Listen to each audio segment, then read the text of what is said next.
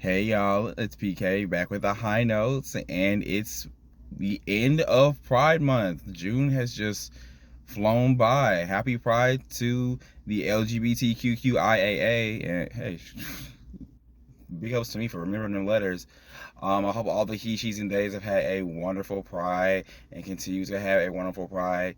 Shoot, I'm trying to get outside a little bit today. We're gonna see how it goes. It's hot.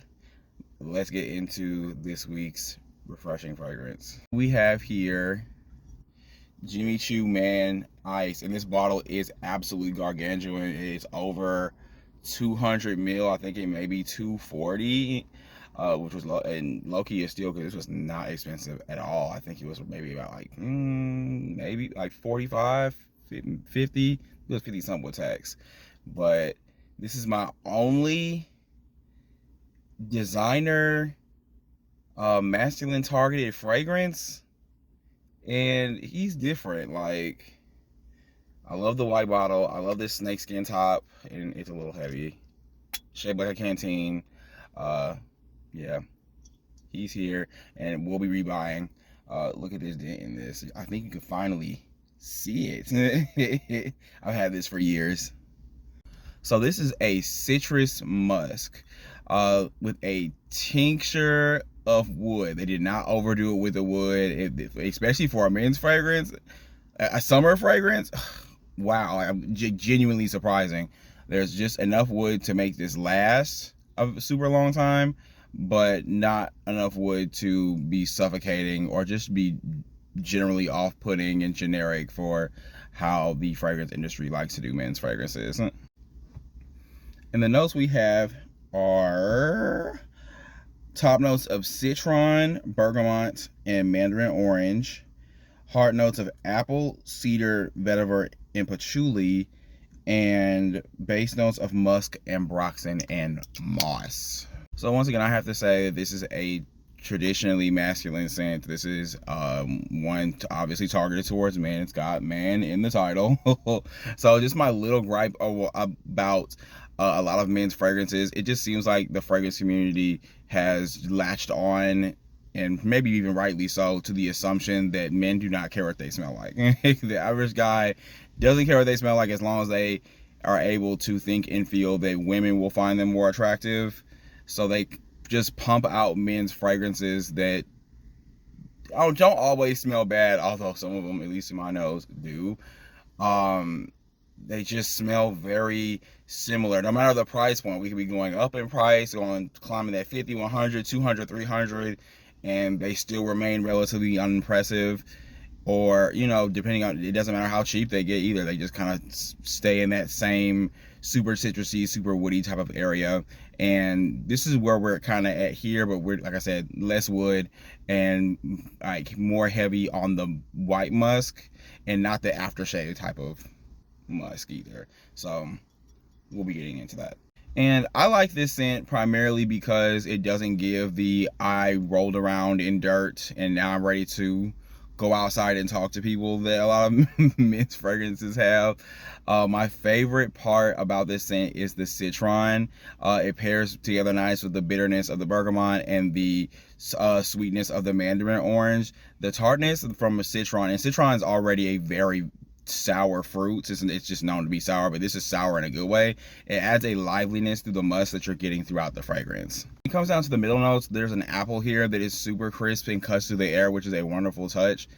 As for the cedar is literally just there to my nose as a background to provide some grounded realness to it. It does not assault your nose with thoughts of outside and bark and maybe even animals kind of running through the trees. Like, my mind actually goes wild when I am starting to smell wood. It doesn't in large doses do anything for me, or really actually kind of ruins fragrances for me, as I've said before. That's not a lot of what's here. And surprisingly, for patchouli to be in the middle of this fragrance, the heart of the fragrance, I'm not getting any of it. I have not smelled any of it throughout the entire time that I've been wearing this for all these years, and for it to just be sitting in my collection macerating, the patchouli never showed up. which is great for me. Men's fragrances can usually go ham on a patchouli, which makes no, I mean, can just flat out ruin everything. But I don't know what happened here. Patchouli just, it's listed, but it just never came into play here, which I have no gripes with whatsoever. So yeah, other than celebrating the fact that there's not really any patchouli here present despite it being listed, the vetiver is next, and really all I get is a green touch from it, which kind of adds a bit more character to the musk. I like that. Whenever I smell too much vetiver, it reminds me of mowing the lawn, so that's not happening here, thankfully. So it is still enjoyable as the fragrance matures on the skin. As for these base notes, I pick up every single one of them.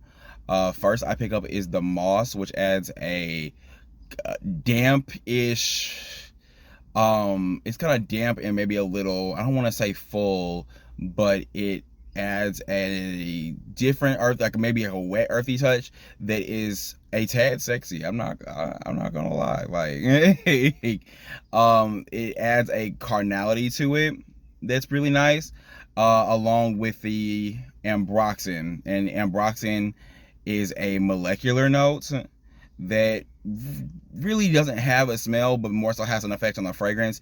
It takes the musk in this fragrance and really everything else and projects it out. Like ambroxan usually can make fragrances beast mode, and I would definitely say that this fragrance is on its way there, if not there. Like this is a serious projector. Lastly, we have the star of the show, which is the musk here. And stay with me when it comes to this comparison. It smells like when the steam / fog has really taken all the space in the bathroom and has enveloped it, but it smells like a cooler version of that. So the musk is more so, it's like cooling shower mist. I can say that's yeah, cooling shower mist. That's what I want to go with.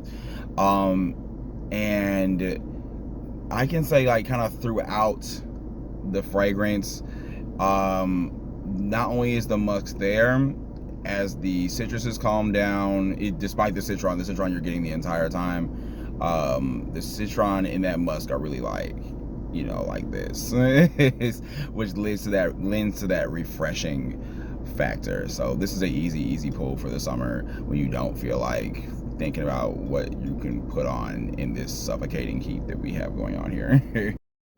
Now for our character segment, characters that I can see wearing this, General Armstrong from Full Metal Alchemist, easy pull for this. Just the traditional man, very the strong macho guy, big long mustache, tall, 16-pack abs. That's him. Now as far as the girl, I would say Star and Stripe from My Hero. Like she was one of the girls that liked being around a whole bunch of guys. She had a very gruff adjacent voice. She was in the military. She was a soldier. It kind of just gives that she was definitely one of the guys. I can definitely see her being comfortable wearing this. And that is all for Jimmy Choo Man Ice. Like the video if you enjoyed it, subscribe for more fragrance reviews, and comment down below what character you can see wearing this fragrance, or how you feel about this fragrance in general. Tell me about it. But that's all, folks. Until next time.